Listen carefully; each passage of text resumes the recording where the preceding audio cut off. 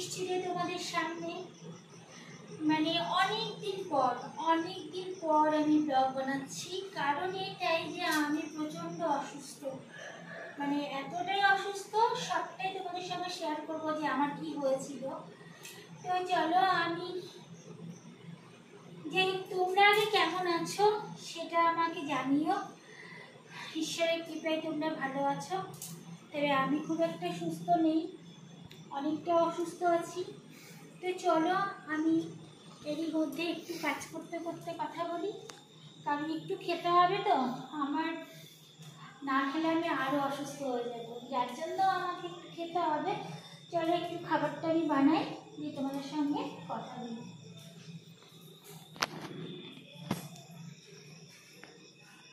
না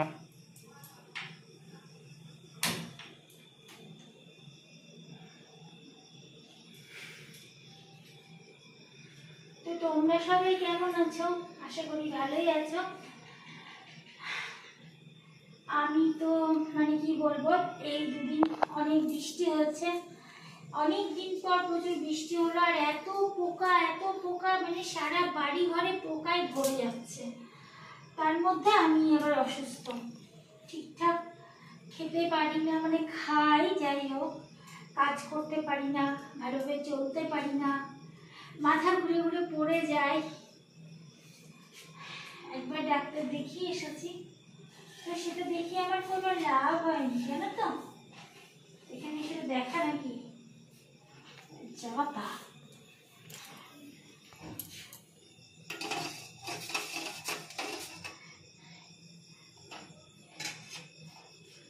তো একবার ডক্টর দেখিয়ে এসে আমার কোনো ফল হয়নি।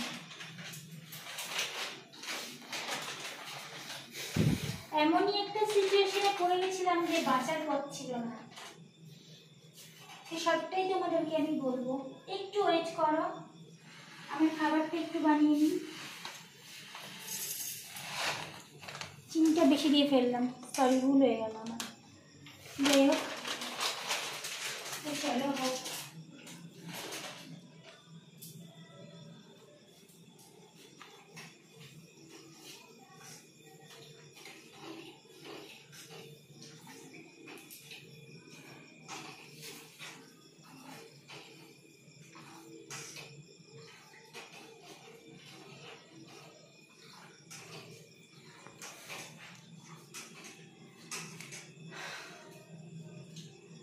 কি বলবো বলো, মানে মন মানসিকতাও মোটেও ভালো নেই না।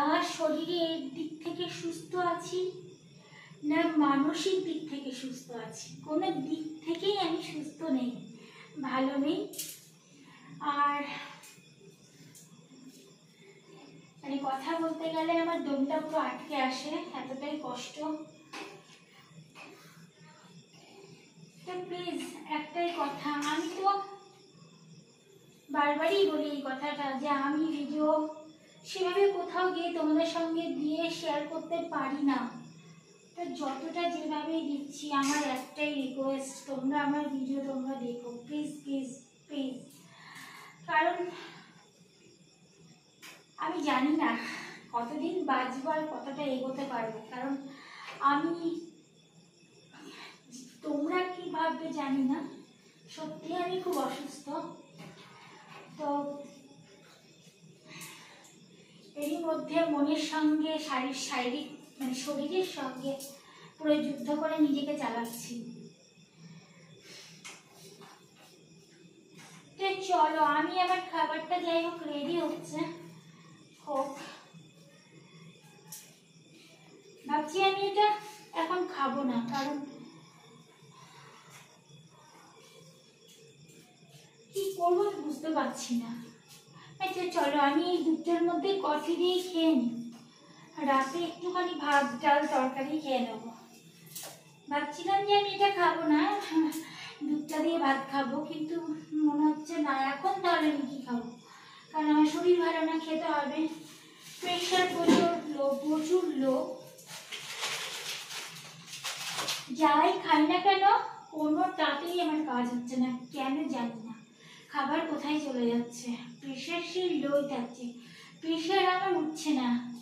এখন স্যার ওষুধ দিয়েছেন, সেই ওষুধ খাচ্ছি, তার উপর ভিত্তি করে চলছি। তারপরে আমি জানি না নেক্সট ওষুধ ফুরিয়ে গেলে আমি আবার কেমন থাকবো।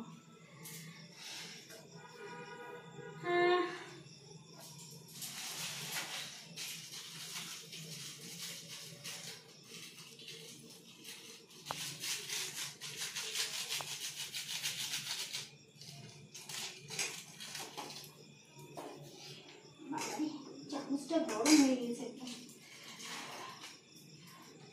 চামচটা পুরো গরম হয়েছে।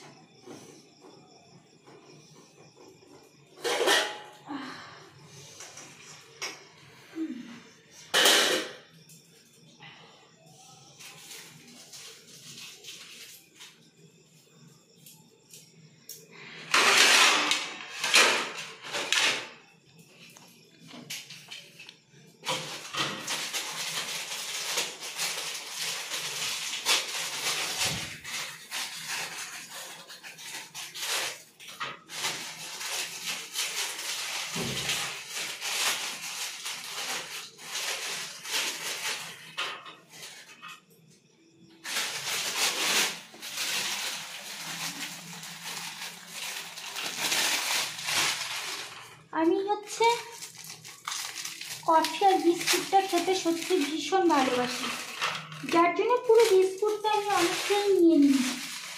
আর তার মধ্যে আমাকে একটু পেট ভরা খাবার খেতে হবে। ফল সেরকম খেতে পাচ্ছি না, ফল খেলে আমার সেরকম কোনো কিছু কাজ হচ্ছে না, শুধু একমাত্র বেদানাটা খেতে পাচ্ছি। বেদানাটা খেলে কাজে লাগছে, অন্যান্য ফলগুলো খেলে হচ্ছে না।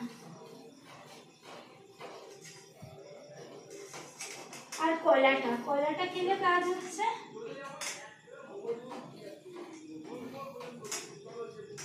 আর বেদানাটা খেলে আমার কাজ হচ্ছে।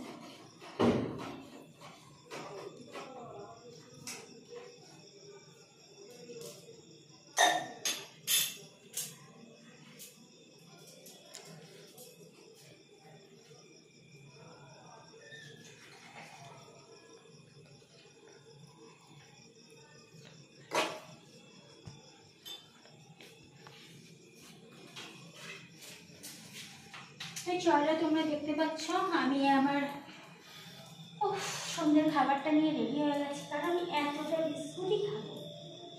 এইবার সেখানে এই ঘরে বসবো না, ঘরে চলো ও ঘরে যাই। এবার লাইটটা অফ করতে হবে, আগে এসে এই ঘরে যাই।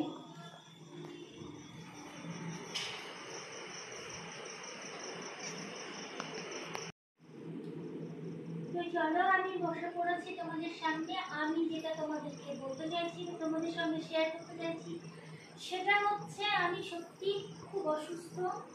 আর একটা কথা, আমি বেশ কিছুদিন প্রায় 15-20 দিন হয়ে গেল আমি এভাবেই অসুস্থ। তো ওষুধ খেয়ে আমি একটু সুস্থ বোধ করছি, তাও আমি খুব একটা ভালো নেই। আর অসুস্থতা হওয়ার কারণ আছে, কারণ মানে কি বলবো, প্রচুর কারণ। এক সময় মনে হয় সবটাই তোমাদের সঙ্গে শেয়ার করি, কারণ মরেই যখন যাব, জীবনে এমন কিছু পাই, হয়তো কিছু জিনিস আমি শেয়ার করেই মরবো, এটাই আমার মনে হয়। তো চলো, আমি তোমাদের যেটা বলতে চাইছি সেটা হচ্ছে, আমি এমনি আমার মাথায় রোগ আছে। তো সে মানে রোগটা আমি কোনোদিন রাতে ঠিক করে ঘুমোতে পারি না, নার্ভের সমস্যা আছে। তো প্রত্যেকটা রাতে আমাকে ওষুধ খেয়ে ঘুমোতে হয়। তো সেটা আমার বেশ অনেক ছোট থেকে, আজ 15-20 বছর ধরে আমি এভাবে একভাবে ওষুধ খাই, ওষুধ খেয়ে বেঁচে আছি। আর ওষুধ খেয়ে ঘুমানোর চেষ্টা করি, তাও ঠিক ঘুম হয় না, সুস্থ না। তবুও আমার সংসারটা যতটা আছে, আমি সংসার খুব ভালোবাসি বলে আমি ততটাকে সুন্দর করে গুছিয়ে নিয়ে চলি এবং আরও ভালোভাবে সবাইকে রাখার চেষ্টা করি। তবে আমার ভাগ্য খারাপ এটা যেটা আমি স্পষ্ট বলছি।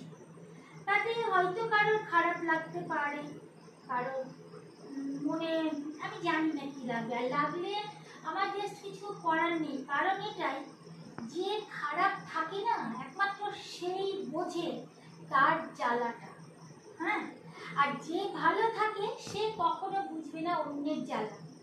তো চলো, একটা কথা তোমরা অনেকেই বলো, অনেকের মধ্যে আছে বউরা ভীষণ বদ হয়, বরগুলোকে মানে কি করে, বরগুলোর সঙ্গে প্রতারণা করে, বরগুলোর সঙ্গে বেইমানি করে, বরগুলোকে জ্বালায়। এই কথাটা কিন্তু পৃথিবীতে বেশি ছড়িয়ে আছে, তাই না? কিন্তু আমার কাছে শোনো, আমি কিন্তু একটা বউ, আমার বিয়ে হচ্ছে 12 থেকে 13 বছর বয়সে। এই কথাটা তোমাদের সঙ্গে আগেও আমি শেয়ার করেছি।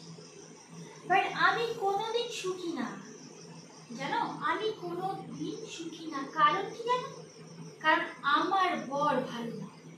আমার বর ভালো না মানে এটাই, সে জীবনে কোনোদিন সেকেন্ডে সেকেন্ডে আমাকে একটা সেকেন্ডের জন্য শান্তি দেয়।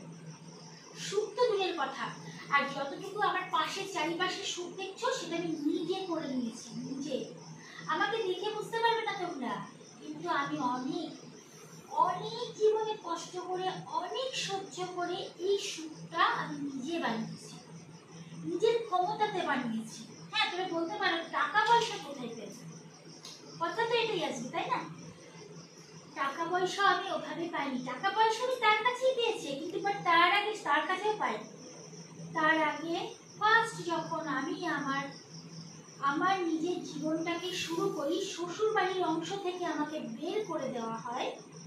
যখন আমার বর শ্বশুর বাড়ির অংশটাকে আমাকে বের করে নিয়ে চলে আসে, তখন কিন্তু আমি প্রথম একটা জায়গা কিনেছিলাম আমার নিজস্ব গহনা বিক্রি করে, যেগুলো আমার বাবা দিয়েছিলেন। সেটা থেকে স্টার্ট, সেটা থেকে শুরু আমার জীবন। তারপরে আমি কি করেছি জানো? আমি জীবনে অনেক কষ্ট করেছি। তারপরে সে একটু একটু পয়সা দিত না দিত, মিস্ত্রি যারা রাজমিস্ত্রি কাজ করে দাদা, তাদের সঙ্গে যারা লেবার কাজ করে তাদের সঙ্গে আমি সঙ্গ দিয়েছি, ছোট্ট বাচ্চা নিয়ে দিয়ে আমি আমার ওই বাড়িটাকে, ওই সংসারটাকে একটু একটু করে তৈরি করেছি। আমি অনেকটা ছোট ছিলাম, অনেক কষ্ট করেছি, কিন্তু তখন আমার বরের পরিণাম কি ছিল জানো? আমার বর কিন্তু সংসারের দিকে কোনো মন ছিল না। আর আমি কিন্তু কোনো কথা মিথ্যা বলছি না, আর এগুলো আমার বড় দেখতে পাবে, আমার কোনো যায় আসে না। কারণ আমি সত্যি বলি, আর আমি ভয় পাই না যার জন্য। আমার বরের কিন্তু সংসারের প্রতি এতটুকু মন ছিল না। সে সারাটা জীবন নষ্টামি করে বেরিয়েছে। কি করেছে? ওর সঙ্গে সম্পর্ক, অপহৃত সম্পর্ক যাকে বলা হয়, সে সেগুলো করে বেরিয়েছে। আর আমি কুকুরের মতন ভয়ে সমস্ত কিছু সহ্য করে, একটু একটু করে পয়সা চেয়ে, টাকা চেয়ে, মিস্ত্রি খাটিয়ে তাদের সঙ্গে আমি নিজেও পর্যন্ত লেবারের মতন কাজ করেছি। ইট বইয়ে দেওয়া থেকে শুরু করে, ঘরের রং করা থেকে শুরু করে, টোটালি অনেক কিছু আমি নিজে করেছি। গ্রিল ঘষা থেকে শুরু করে সব আমি করেছি। কেন বলছি জানো? তোমরা ভাবছো যে কি ও নিজস্ব লাইফের বিষয়ে আমাদেরকে জানাচ্ছে। আরে তোমাদের জানানোর যদি কাকে জানো বাবা, কেউ নেই, কেউ নেই। আমার কষ্ট আমি বুঝি, আমার কষ্ট শুধু আমি বুঝি, আমার জীবনে কেউ নেই। আর আমি এখন তো চাই না কাউকে, কারণ আমি যখন কোনো আমাকে আমাকে যাকে ধরে দিয়ে দিয়েছে, সে জীবনে যখন আমাকে শান্তি দেয়, আর অন্য কে আমাকে শান্তি দিতে আসবে?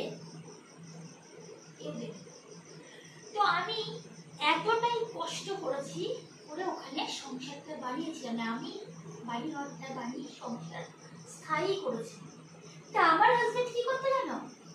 দেখতে রূপবান ছিল, কিন্তু আমিও রূপসী কম ছিলাম না। তাই জন্য মানুষকে মানুষ বলে মনে করতো না, আমাকে কুকুরের মতো পায়ের তলায় পিষত, সারাটা দিন রাত অশান্তি করতো, ঘরে শুতে জায়গা দিত না, ঘর থেকে বের করে দিত, দরজা বন্ধ করে দিত। খাবারটা খেয়ে দিয়ে ঘরের দরজা বন্ধ করে দিত। আমি আমার ছেলে, মানে আমার একটা ছেলে, আমার যখন 13 বছর বয়স, তখন আমার বড় ছেলে হয়। আমি আমার বড় ছেলের কাছে গিয়ে শুনতাম, আমার বড় ছেলে ওর বুকের মধ্যে মাথাটা জড়িয়ে ধরে রেখে আমাকে নিয়ে শুতো, আর আমি ভয় করতাম বাবা আমাকে রাত্রিবেলা এসে মেরে ফেলবে না তো বাবা। তাও ওকে মাথাটা জড়িয়ে ধরে নিয়ে বলতো, মা আমি তোমাকে ধরে আসছি, তুমি ভয় পেও না, তুমি।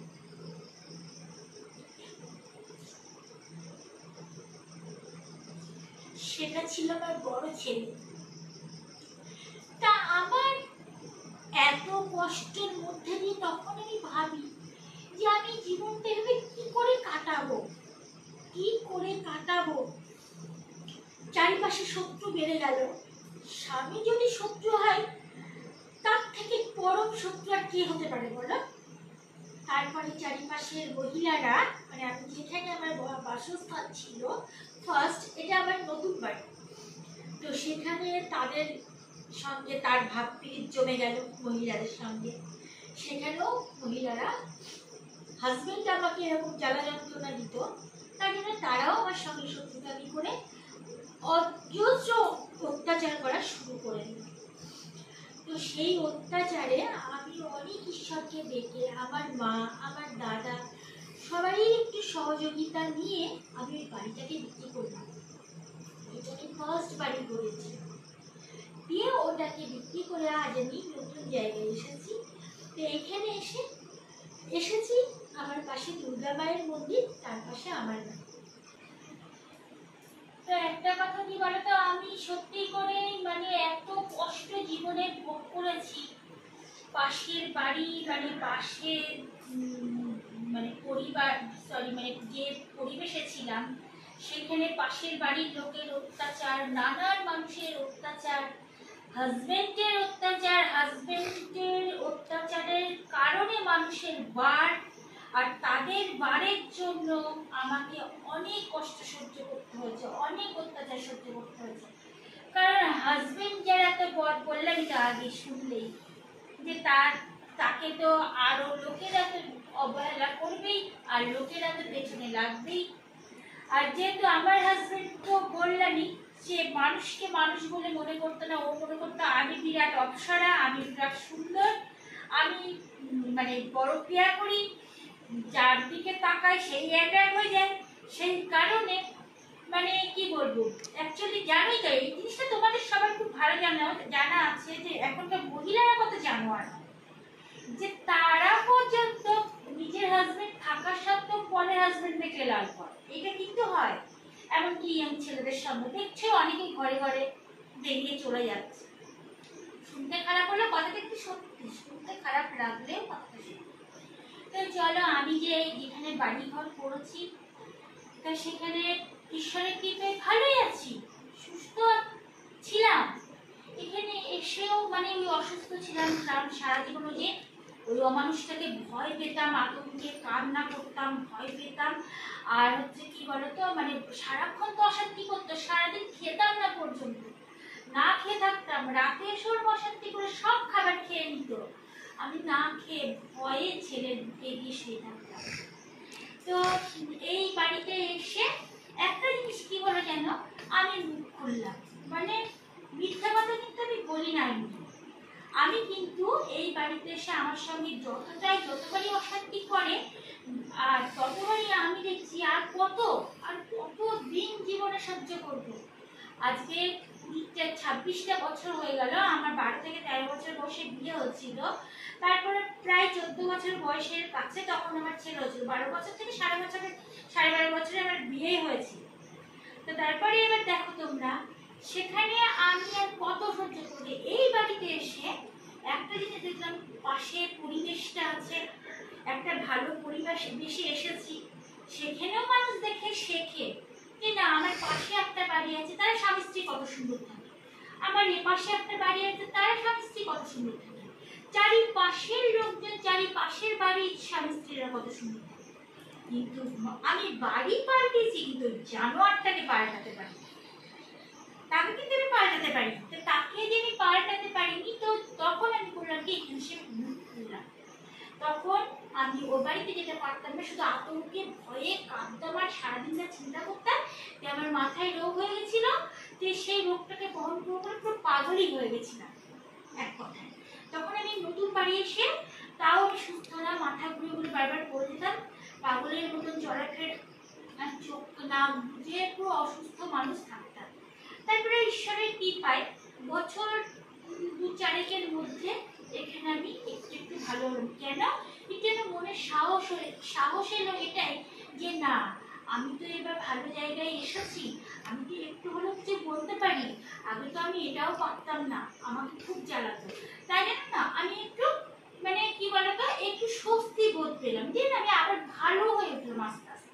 কিছু ওষুধ খাওয়া বন্ধ করে আমি শুধু আমার ব্রেনের ওষুধটা খাওয়া ধরলাম। মানে ব্রেনের ওষুধটা না খেলে আমি আর বাঁচবো না, কারণ তো আমার রোগই হয়ে গেছে। ভয়ে আতঙ্কে, ছোট থেকে ভয়ে আতঙ্কে, ওর পরিবারকেও খুব ভয় পেতাম। পরিবারের লোকগুলোও বিশাল জানোয়ার ছিল, প্রত্যেকটা মানুষ কেউ ভালো ছিল না।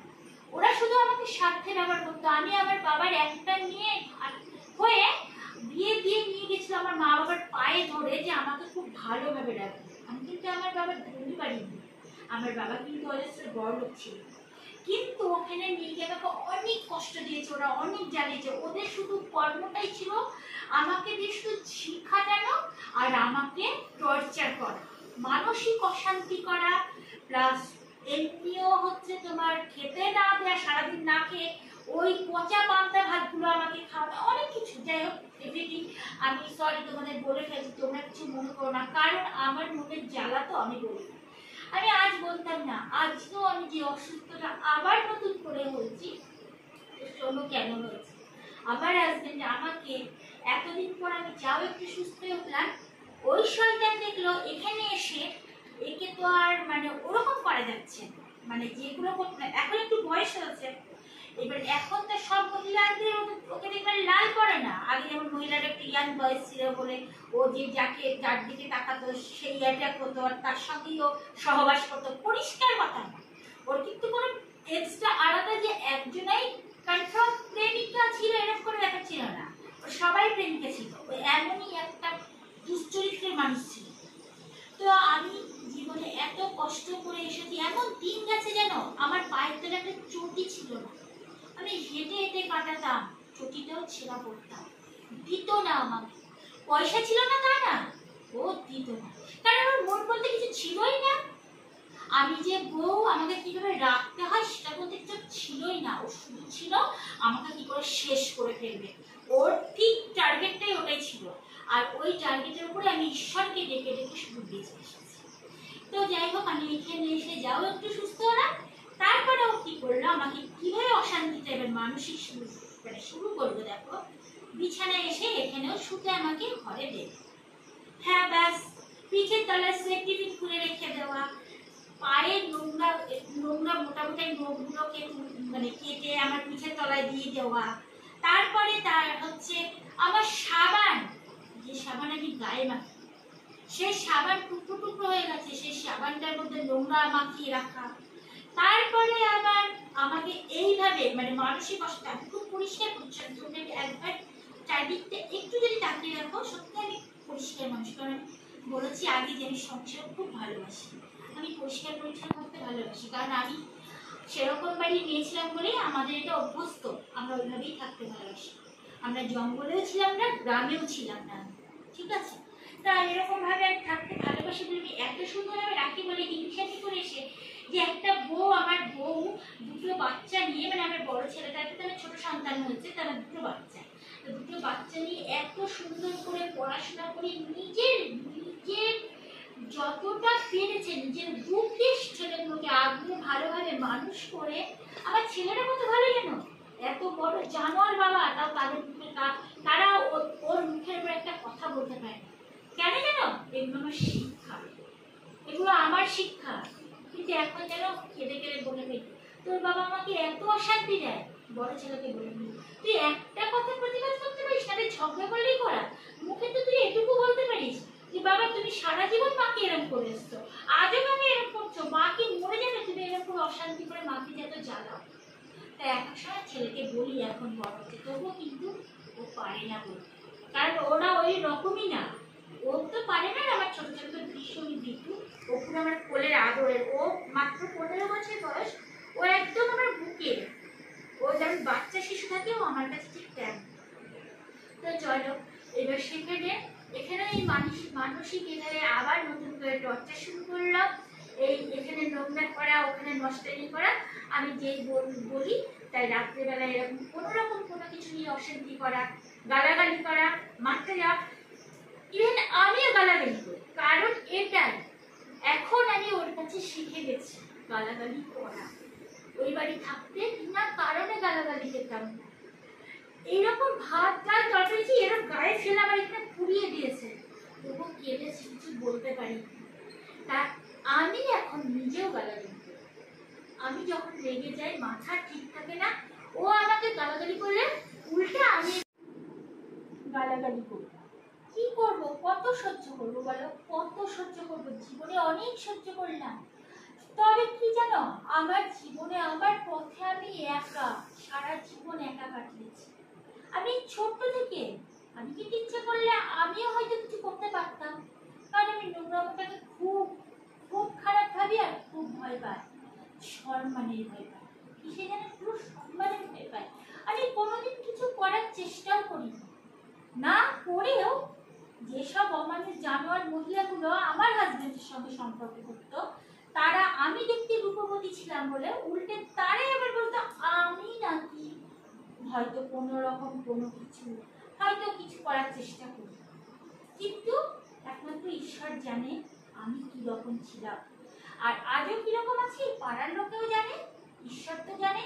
এমনকি টোটাল আমি যে এলাকায় থাকি, আমার যে এলাকাটা মানে আমি যে গ্রামে থাকি, আমি আমার শহর, তো ওই শহরের প্রত্যেকটা মানুষ যেন আমাকে প্রত্যেকটা মানুষ প্রচুর সম্মান করে। কেন জানো? কারণ আমাকে ছোট্ট থেকে তারা দেখে আসছে। আজ পর্যন্ত কেউ বলতে পারবে না যে আমি কারোর সঙ্গে আনাচে কানাচে কোনো নোংরামি করেছি বা কোনো অসভ্যতামি করেছি বা কারোর সঙ্গে কোনোদিন কোনো কথাবার্তা একটু মুখে বলেছি, কেউ বলতে পারবে না। তো চলো একটা কথা কি বলতো, আমি অনেক দুঃখের সঙ্গে কথাগুলো বললাম। আমি খুব অসুস্থ, আর আজকে একটু সামান্য ভালো আছি, তাই আমি অনেক দিন পরে ব্লগে এলাম যে তোমাদের সঙ্গে আমার মনের কথা শেয়ার করবো বলে। আমার কে আছে, কাকে বলবো?